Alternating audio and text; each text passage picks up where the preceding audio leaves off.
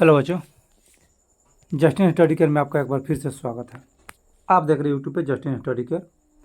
आपको बता दूं, आज का जो विषय वस्तु होने वाला है, जैसा कि आपको दिख रहा होगा, क्लास 10 से हिस्ट्री सब्जेक्ट का क्वेश्चन आंसर होने वाला है। तो चलिए बिना देरी करते हुए चलते हैं प्रश्न की ओर। दिख रहा होगा प्रश्न 1, अंसर्ट रेनर ने राष्ट्रवाद को किस रूप में परिभाषित किया। चलिए देखेंगे इसका उत्तर। फ्रांसीसी दार्शनिक अंसर्ट रेनर ने राष्ट्रवाद की एक नई और व्यापक परिभाषा दी। उनके अनुसार राष्ट्रवाद एक दैनिक जनमत संग्रह है जिसमें लोग अपने देश के प्रति अपनी निष्ठा और समर्पण की घोषणा करते हैं। राष्ट्रवाद भाषा, नस्ल, धर्म या क्षेत्र तक ही सीमित नहीं है, बल्कि सामूहिक समृद्धि, पहचान और सहमति पर आधारित होता है। अतः राष्ट्र एक बड़ी और व्यापक एकता है। चलिए देखते हैं प्रश्न 2। प्रश्न 2 क्या कह रहा है, ध्यान से देखेंगे। वियना कांग्रेस द्वारा फ्रांस में किस राजवंश की पुनर्स्थापना की गई। उत्तर है, वियना कांग्रेस द्वारा फ्रांस में बुर्बो राजवंश की पुनर्स्थापना की गई। चलिए देखेंगे प्रश्न 3, जर्मन राइन महासंघ की स्थापना किसने की। उत्तर होगा, जर्मन राइन महासंघ की स्थापना 1806 में नेपोलियन बोनापार्ट ने की।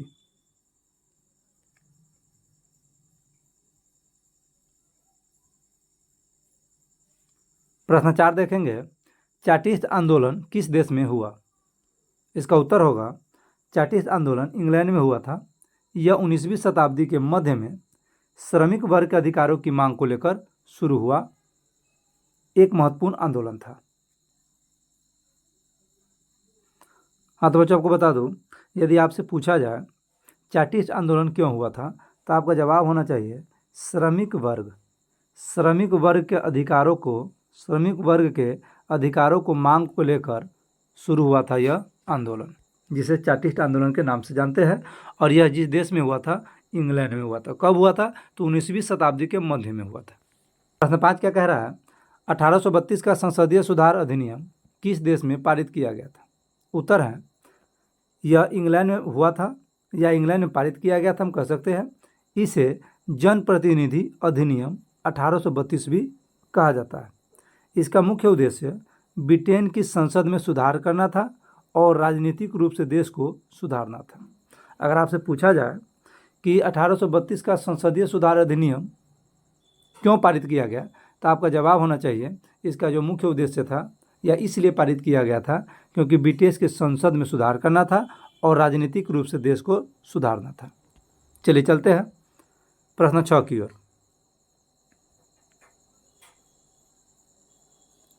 प्रश्न 6 क्या कह रहा है, देखेंगे। मेटरनिक कौन था, यूरोपीय इतिहास में वो क्यों विख्यात है। इसका उत्तर होगा, काउंट क्लीमेंट मेटरनिक ऑस्ट्रिया का चांसलर था। नेपोलियन के पतन के पश्चात, पतन का मतलब होता है समाप्ति या खत्म हो जाना, पश्चात का मतलब होता है बाद में, वह केवल ऑस्ट्रिया साम्राज्य का ही नहीं बल्कि समस्त यूरोपों का सर्वाधिक महत्वपूर्ण व्यक्ति बन गया था। वह स्वतंत्रता तथा सुधार आंदोलन का घोर विरोधी एवं पुरातन व्यवस्था का समर्थक था। प्रश्न 7 क्या कह रहा है, फ्रैंकफर्ट संसद की बैठक क्यों बुलाई गई, इसका क्या परिणाम हुआ। फ्रैंकफर्ट संसद की बैठक जर्मनी में एक राष्ट्र के निर्माण की योजना बनाने के लिए बुलाई गई थी। इसके अनुसार जर्मन राष्ट्र का प्रधान एक राजा को बनाना था जिसे संसद के नियंत्रण में काम करना था। जर्मनी का एकीकरण उसी के नेतृत्व में होना था। लेकिन जब प्रशा के राजा फ्रेडरिक विलियम चतुर्थ ने यह प्रस्ताव अस्वीकार कर दिया तो असेंबली भंग हो गई। जर्मनी का एकीकरण पूरा नहीं हो सका। प्रश्न 8 देखेंगे क्या कह रहा है, इटली के एकीकरण में मेजनी की क्या भूमिका था। इसका उत्तर होगा, इटली के एकीकरण में जोसेफ मेजनी की भूमिका बहुत महत्वपूर्ण थी। मेजनी इटली के एकीकरण का मसीहा था। मेजनी एक महान दार्शनिक, लेखक, दूरदर्शी, राजनेता और कर्मठ कार्यकर्ता था। इटली के नवनिर्माण में मेजनी की भूमिका सबसे महत्वपूर्ण थी।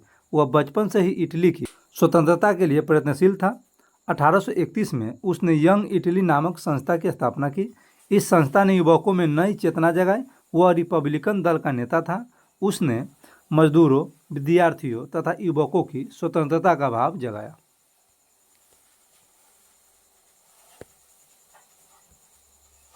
आगे देखेंगे, प्रश्न 9 क्या कह रहा है, राष्ट्रवाद क्या है। इसका उत्तर होगा राष्ट्रवाद अपने राष्ट्र के प्रति प्रेम है।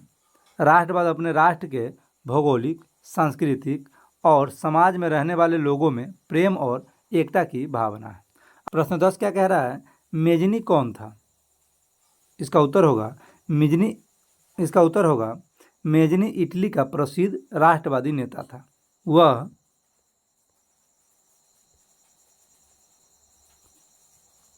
साहित्यकार, गणतांत्रिक विचारों का समर्थक और योग्य सेनापति था, जिनका जन्म 6 जून 1805 को इटली में हुआ था।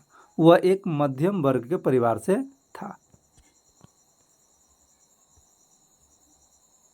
प्रश्न 10 देखेंगे, रक्त और तलवार की नीति किसने अपनाई।